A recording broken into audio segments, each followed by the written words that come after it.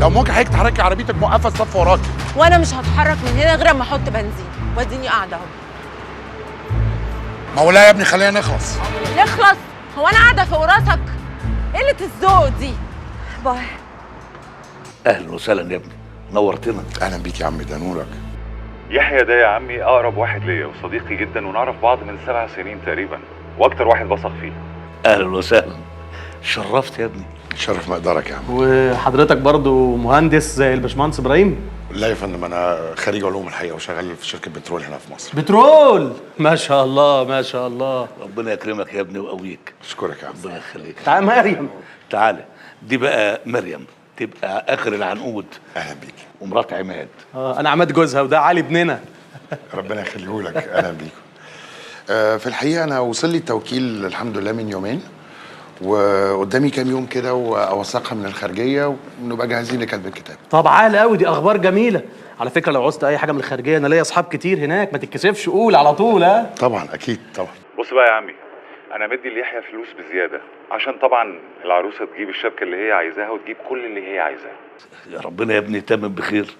انا بس كان نفسي تبقى موجود معانا هنا، كنا نعرف نضيفك. والله وانا كمان يا عمي، بس نعمل ايه بقى؟ الحمد لله، ربنا يقويك يا ابني. ها الايام جايه كتير باذن الله. بص بقى يا عمي، ان شاء الله بعد كتب الكتاب هيكون يحيى خلص الورق بتاع غاليه كله عشان تجيلي، واول ما توصل لي ان شاء الله ان شاء الله قريب جدا هتلاقيني باعت لكم تذاكر عشان تجوا لنا بقى. احنا لازم نتعرف على بعض، احنا بقينا عيله ولا ايه؟ طبعا، امال ايه، احلى عيله يا باشمهندس. طب ما تسمعينا زغروطه يا مريم.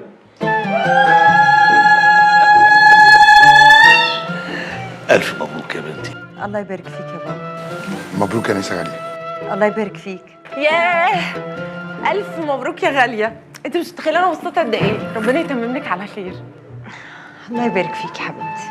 ايه ده، انت مالك بتقوليها من غير نفس كده ليه؟ انت عارفه انا لو مكانك كنت هبقى طايره من الفرحه. مالك في ايه؟ نور، تفتكري ابراهيم اختارني ليه؟ ايه السؤال الغريب ده؟ اختارك عشان بيحبك وعشان انت بنت ناس وزي القمر. ده تلاقيه ما صدق اصلا ان انت وافقتي. ايوه بس ازاي حبني قوي كده من غير حتى ما يشوفني لدرجه انه يضحي؟ غاليه يا حبيبتي، في رجاله ما بيفرقش معاها موضوع الخلفه ده. وبعدين يا ستي هو موافق، انت بقى اللي هتشتكي.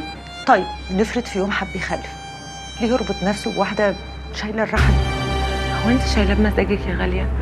انت كنت تعبانه والحمد لله ان ربنا نجاكي. وبعدين الراجل ما اعترضش، انت ليه بتعقديها كده؟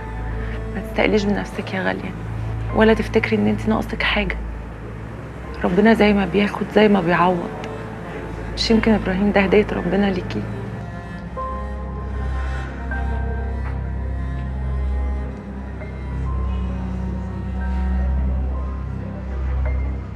انتي بتستهبلي يا نور.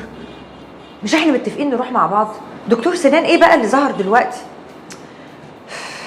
يا بنتي مريم ابنها سخن وقاعده معاها، وبابا قال لي انا ما بفهمش في الحاجات دي، هقعد انا لوحدي مع الراجل؟ ماشي خلاص، متشكره، سلام، يلا باي. انا اسف جدا على التاخير، معلش. هو ميعادنا كان الساعه 4. معلش انا عاده مواعيدي مظبوطه قوي، بس كان عندي شويه مشاكل في البنزين، انا اسف. طيب حصل خير. اتفضلي اتفضلي. بعد اذنك. اتفضلوا. اهلا وسهلا، شرفتونا. اهلا وسهلا.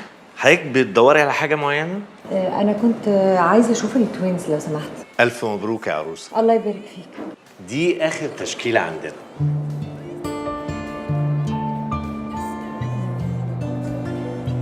حلو، ده حلو صح؟ يبقى شيك على حضرتك جدا. ايه راي حضرتك؟ شيك. في تشكيله تانية لو حضرتك عايزه تتفرجي. ممكن اشوف. هنزله. شكرا. حاسه ده احلى واحد، يعني اكتر واحد مناسب ليا. يعني انا ما بفهمش في الحاجات دي قوي، بس شيك، شكله شيك.